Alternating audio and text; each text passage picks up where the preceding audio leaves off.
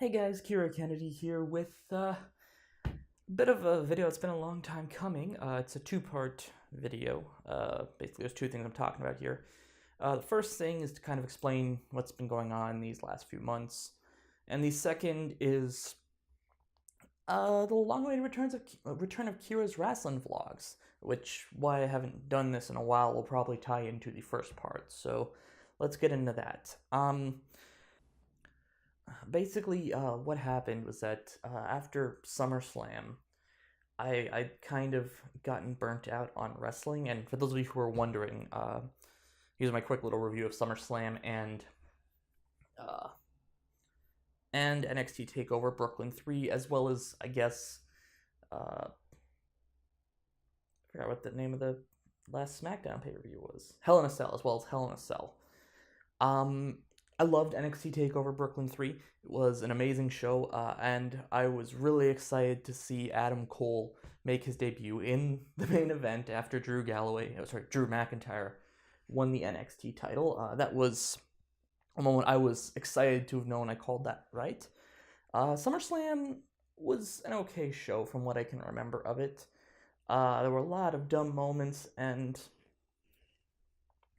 but you know, the Fatal 4-Way was definitely a good match, though. After that, I didn't really watch No Mercy because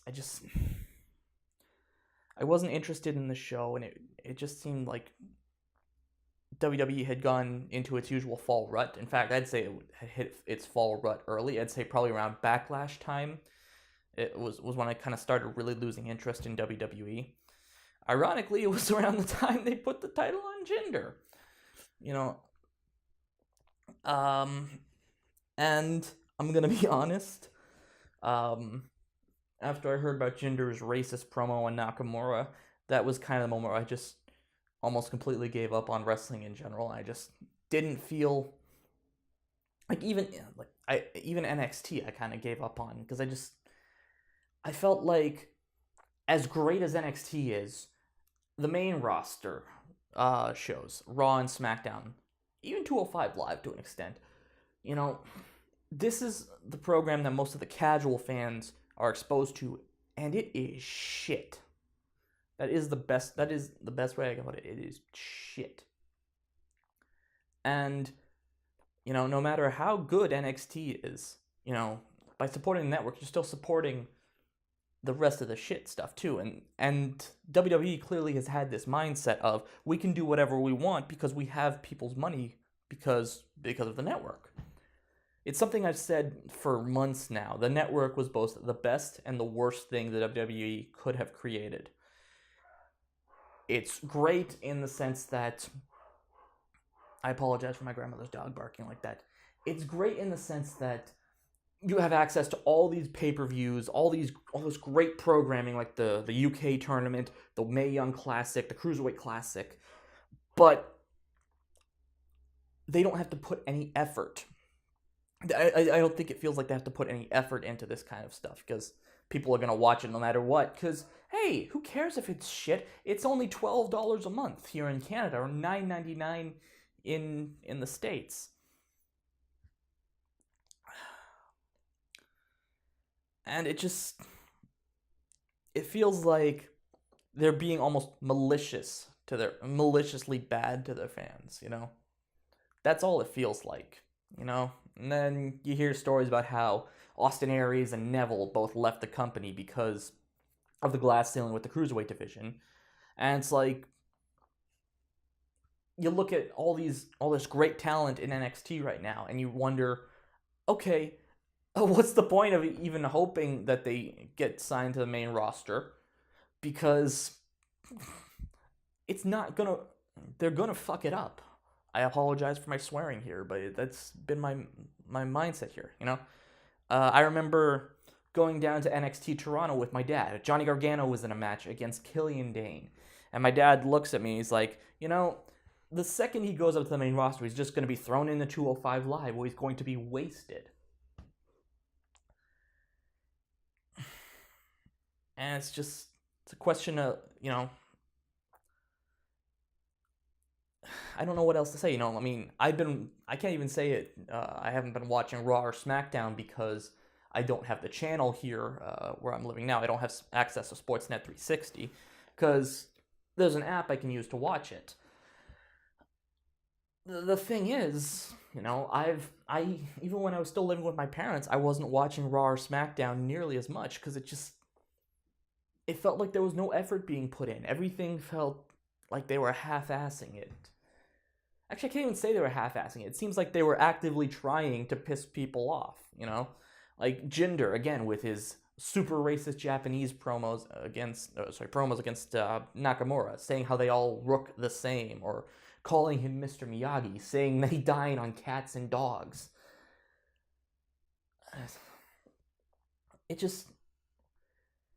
It feels like they're not giving me any reason to watch, and it bugs me because all these guys who I really like are there. You got Nakamura on SmackDown, you have Balor on Raw, you have AJ Styles. Before I get too off topic, I should also tell you my thoughts on Hell in a Cell. It was okay. A lot of really dumb moments. I hate the fact that they're hot potatoing the tag team titles between the Usos and the New Day right now. And I was very, very pissed off that Shane did the thing in the match, in the Hell in a Cell match, even though we all knew he was going to do the thing. Plus, there was the whole turning Sami Zayn heel, which makes no sense. But, it's just the way it is right now. You can't be a pure good guy in the WWE. They don't know how to book good guys or bad guys properly. And it's just...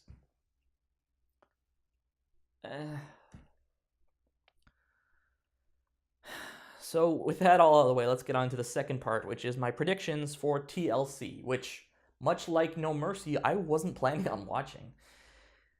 And then yesterday happened. Yesterday, of course, being Friday, the 20th of October, 2017. And they made some last-minute changes to the card because of an illness that's going around, apparently. Rumor has it it's viral meningitis. But basically, Bray Wyatt, I'm not sure if Roman has viral meningitis, but he was pulled off the card as well due to medical reasons, apparently. As well as Bo Dallas, who wasn't really going to be on the card anyways. And JoJo, meaning they're probably going to have Mike Rome doing, doing ring announcing for the pay-per-view. So they were all pulled off the card, which led to some very surprising last-minute changes that kind of sold me on the pay-per-view, even though I haven't been watching Raw, I haven't been watching SmackDown, and I'm gonna be honest, I'm probably not going to watch Raw or SmackDown after the show happens.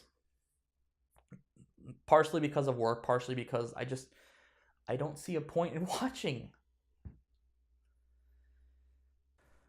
So, with all that out of the way, I've got the iPad with the Wikipedia page showing the card as of yesterday.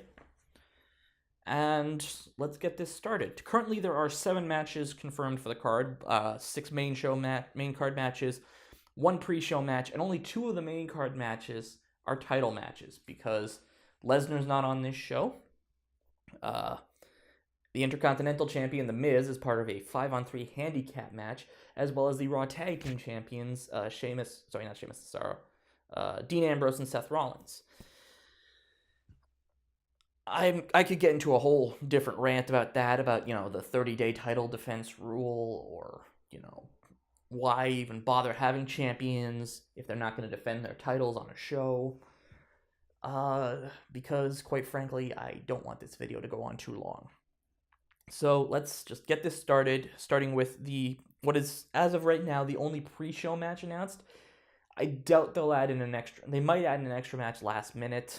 If they do, I will post the results up on my Twitter at my prediction for that up on my Twitter at KiraKennedy before the show starts tomorrow. I'll try to, because I have to work tomorrow, but let's get this started with the only pre-show match on the card. Sasha Banks taking on Alicia Fox. And they've completely killed any momentum Sasha's had. And I'll be honest, when was the last time anyone even gave an iota of a crap about Alicia Fox? Probably when she was paired with Noam Dar. And even then, not much. It was only because people liked hearing Dar say, Alicia Fox. And I don't know why this feud happened, though apparently it might have something to do with Alicia shoving a ref on the go-home show to Raw and being fined an undisclosed amount for that. Only because I think even less people give a crap about Alicia Fox. I'm going to say Sasha wins here because it's Alicia Fox.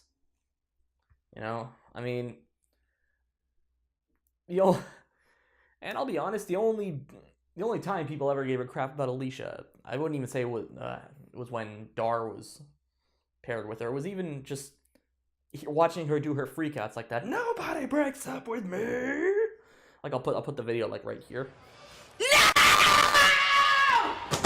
No one breaks up with me! No one breaks up with me! Cedric! Cedric! Come back! Cedric! And it just seems like, at this point, Alicia Fox is a joke. You know, I mean, granted, you could say the same thing about Sasha, but at least they're putting some form of effort into Sasha. Not, it's WWE effort, so it's like the bare minimum. But, yeah, it doesn't seem like Foxy's coming out on top here. Sasha wins. Moving on, we have the first of the only 2 title matches on the card. For the Raw Women's Championship, Alexa Bliss defends her title against Mickie James. I'll be honest, I am really indifferent to Mickie at this point, and I don't know, part of me feels like they want to keep the title, even though I said the exact same thing heading into SummerSlam. Part of me feels like they want to keep the title on Alexa to either have her take on Asuka, who is going to be debuting at this show too. Spoilers. They want to have her drop the title to either Asuka or Nia Jax, depending on whether or not her taking time off isn't just for medical reasons, or if she is actually, if she's actually considering walking out of the company. I don't know. These are just rumors that are going around right now. But either way, I don't think they're gonna put the title on Mickie here. I think they'll have Alexa keep the title. Again, though, I said the exact same thing heading into SummerSlam, where I said there was no way Sasha was winning the title here, and yet she did.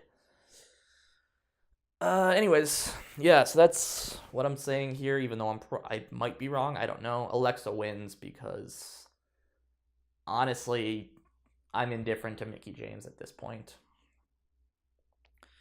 Up next, we have what was originally going to be a 5-on-3 handicap match between the recently reunited Shield, which was going to be their first match since Payback 2014, I think. Yeah, Payback 2014. It was originally going to be the reunited Shield, Roman Reigns and the Raw Tag Team Champions Seth Rollins and Dean Ambrose, taking on The Miz, Sheamus and Cesaro, Braun Strowman, and as of Monday, Kane. Unfortunately, as I mentioned at the top of the TLC Predictions portion of this video, Roman was pulled off the show due to medical reasons and has been replaced with the Raw General Manager, Kurt Angle, in what will be his first match in the WWE since 2006. I could go into a rant about how this is wasting this return. It should have been touted for even Survivor Series.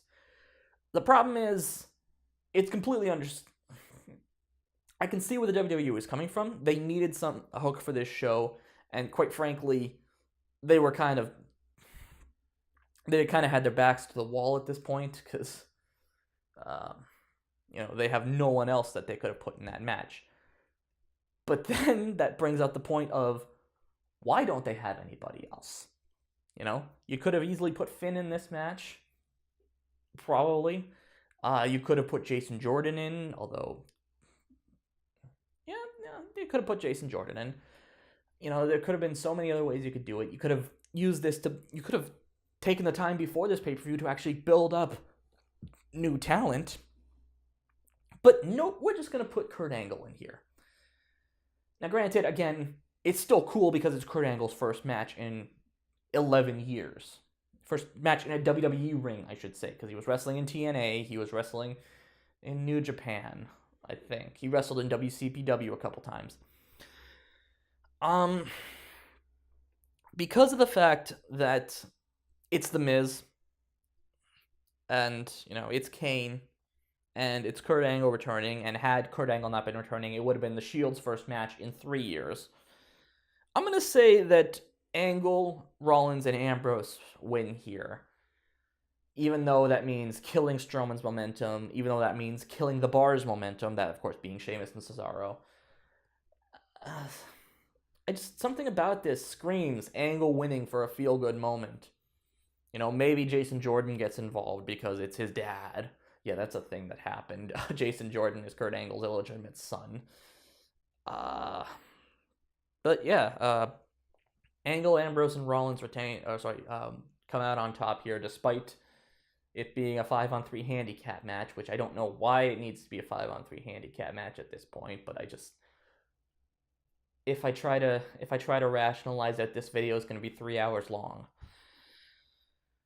So let's move on to the next match, third of 3 women's matches, and one of the matches everybody is looking forward to. The debuting Asuka takes on Emma. And this is something I'm excited for partially excited for, because Asuka was the most dominant person in NXT.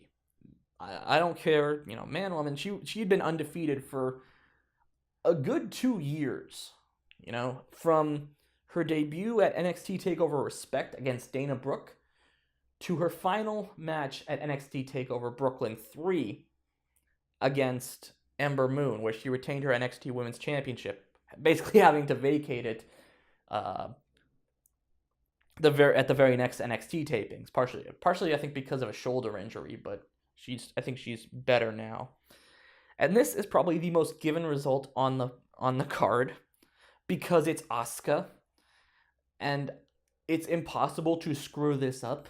I know we've heard WWE fans say this before. It's impossible for the WWE to screw up Bayley. It's impossible for them to screw up Sami Zayn. It would be impossible for them to screw up AJ Styles, or Shinsuke Nakamura.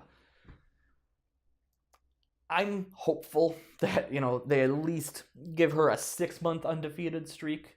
I know that's asking for a lot on the main roster, where, the WWE doesn't use their women well, and they don't use their Japanese wrestlers well. But I feel like Asuka's coming out on top here, and it's gonna be the start of an undefeated streak for her. Because if they don't, I have a feeling, Asuka's not against putting some people over, but I feel like at some point Asuka's going to be if Asuka gets the same kind of booking that everyone else, that the rest of the women's division has been getting, that she's probably going to walk out. I'm going to say that now. But either way, Asuka comes out on top here because 1, it's Emma, and 2, it's Asuka.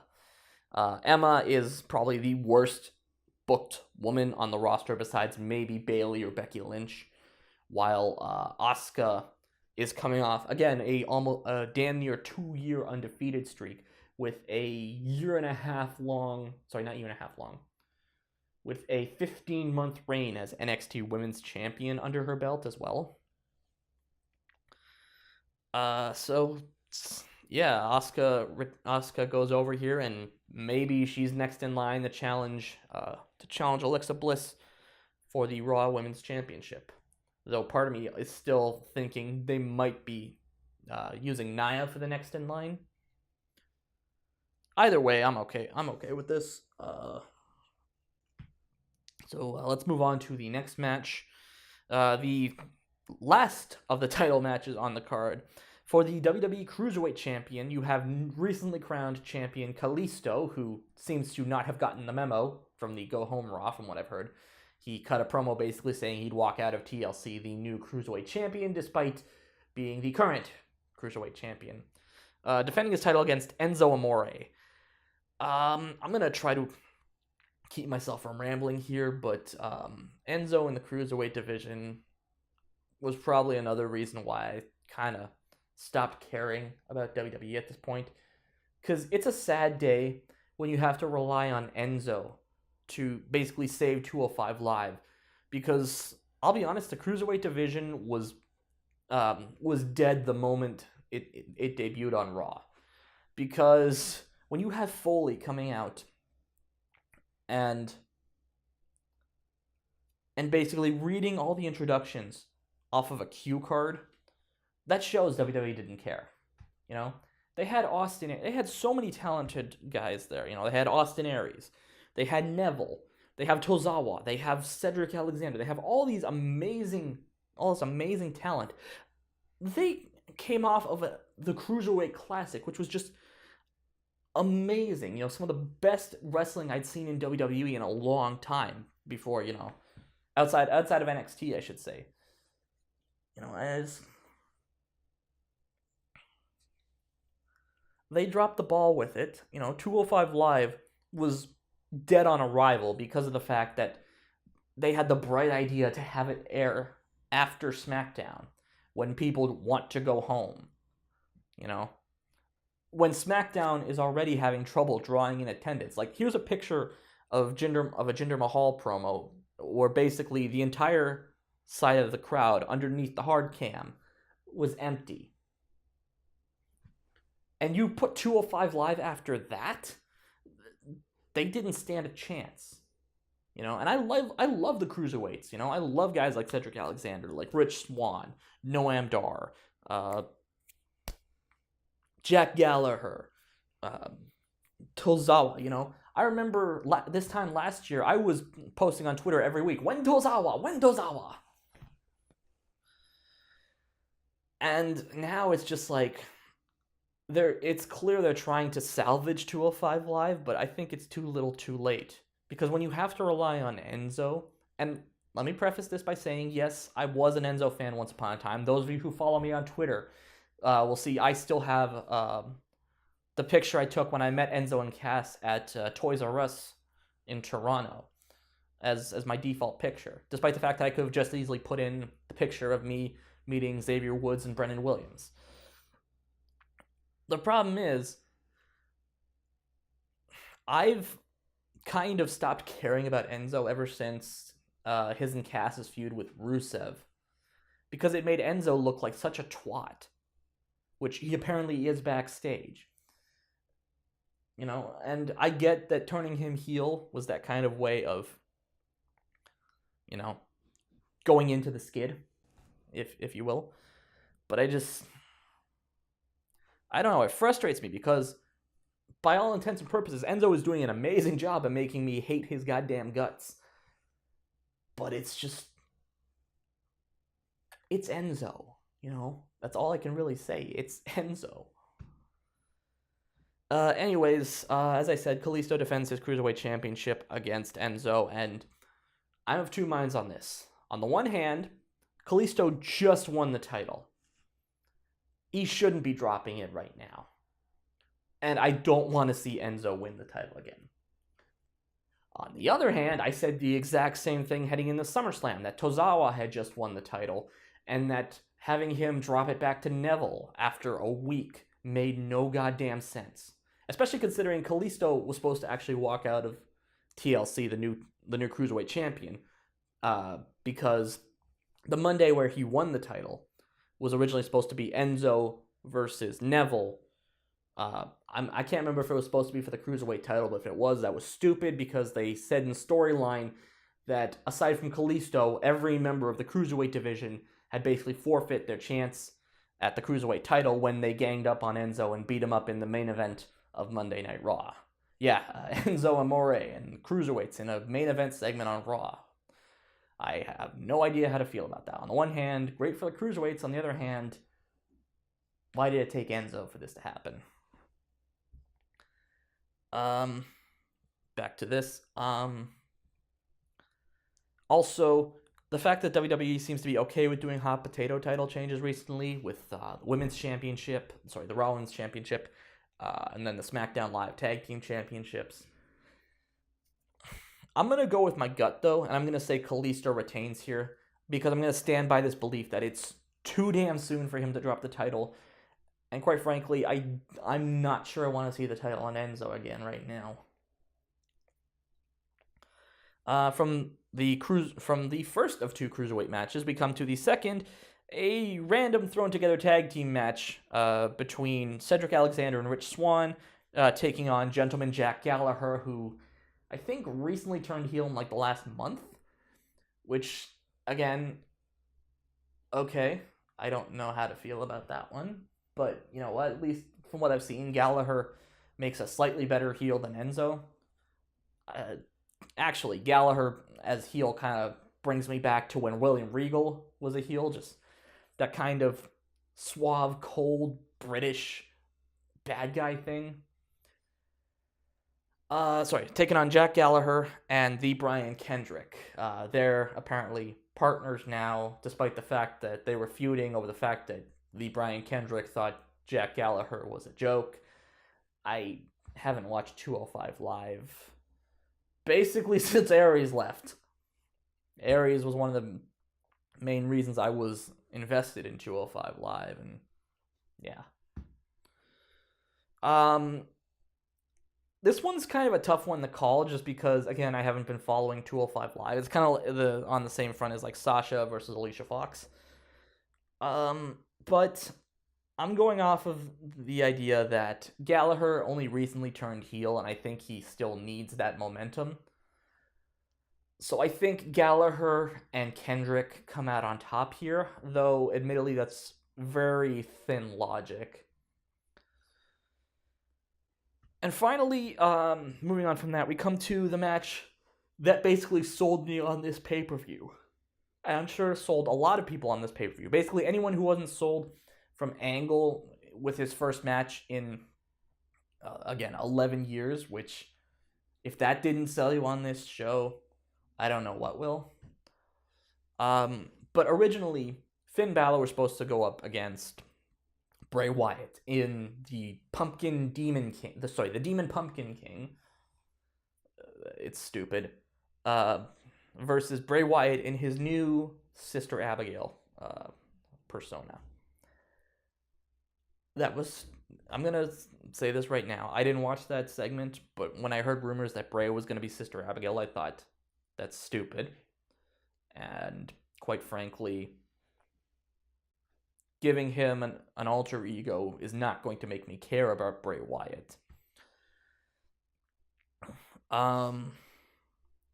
Thankfully, that match was put aside. I probably had a whole rant for this when I was trying to record this yesterday, but I forgot why it pissed me off in the first place, besides the fact that it was the debut of a new persona for Bray, which meant that Finn would have been losing as the Demon, which really shouldn't happen yet, because it's only his third appearance on WWE pay-per-view, and the Bray Wyatt-Finn Balor feud has been a dumpster fire, and I hope to God that feud is over and they don't go back to it and just bury it somewhere. I don't want to see that ever again, because nobody gives a crap about Wyatt, and it's bringing Balor down too.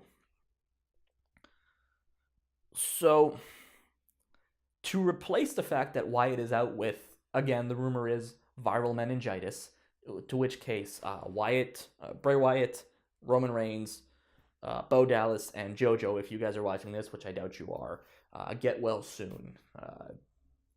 Meningitis, I've never had it, but I can imagine it's hell to go through right now, and it sucks that you guys had to be pulled off the show because of it.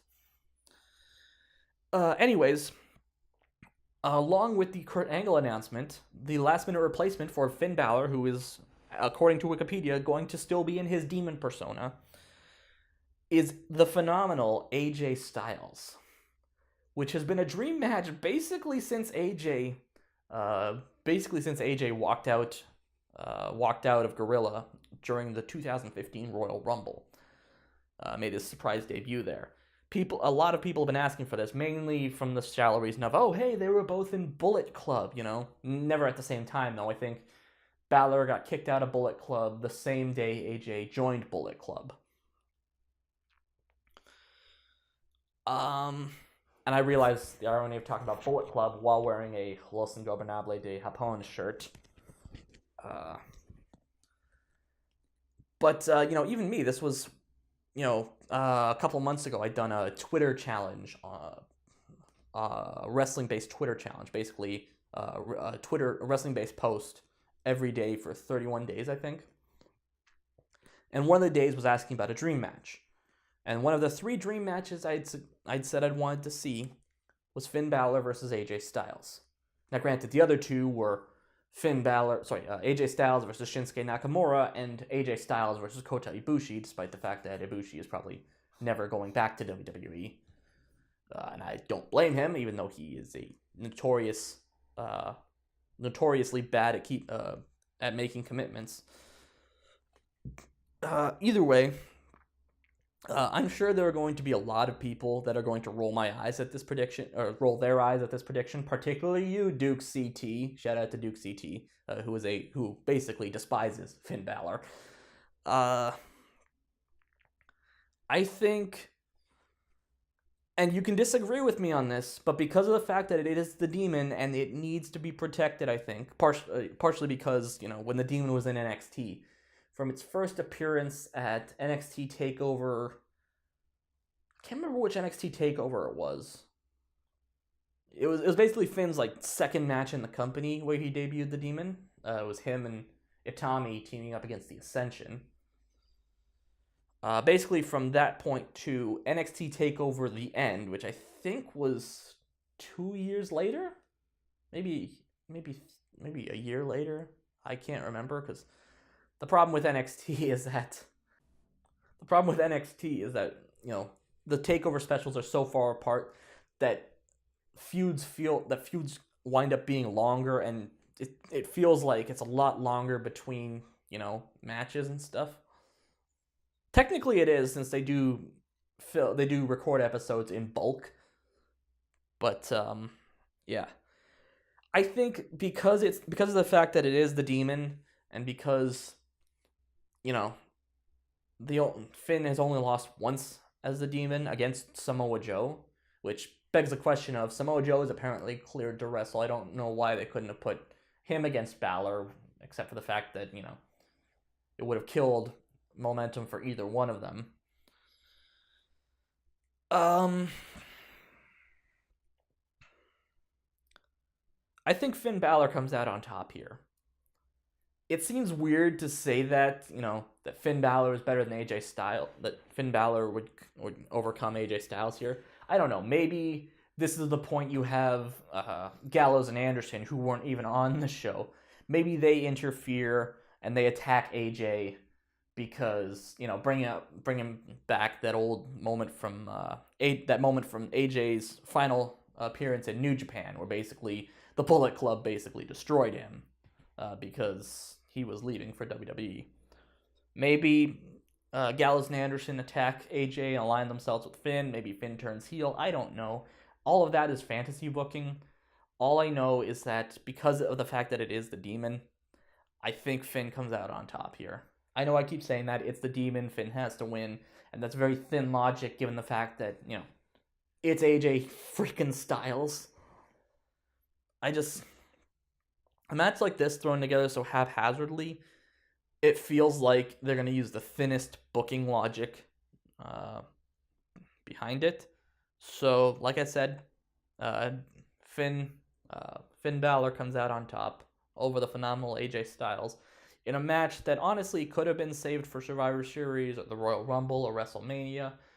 But given the circumstances, I can understand why they kind of gave it away here. to an extent. You know, because it was either that or Lesnar, and as much as I like Finn, as much as I like the Demon, I can't see Lesnar taking this match seriously, and I can't see Lesnar not coming out on top against Finn. Partially because, I'll be honest, WWE has given me no reason to believe that Finn could beat Brock Lesnar. In order for that to happen, Finn would basically have to go undefeated for at least 6 months, maybe 3 months. I don't know. He basically have to destroy everyone else on the roster. He basically have to get a Roman Reigns style push. He basically have to be like how he was in NXT. But that is basically it for my predictions on the show. What do you guys think of the show? What are your predictions coming into it? Let me know in the comments below. And if you guys would like to follow me on social media, I am on Twitter at KiraKennedyHNR, Tumblr at KiraKennedyHNR.tumblr.com, and of course you can always check out my Facebook page at facebook.com/KiraKennedyReviews. And as always, if you'd like to check out any of my past work, my Let's Plays, my stream archives, even my reviews, you can do so at peanutbutterdisaster.com. Ooh, wow, I'm cutting it close here, the memory cards. Only got 4 minutes left on it. So until next time, I'm Kira Kennedy, and thank you for watching. Peanut butter disaster.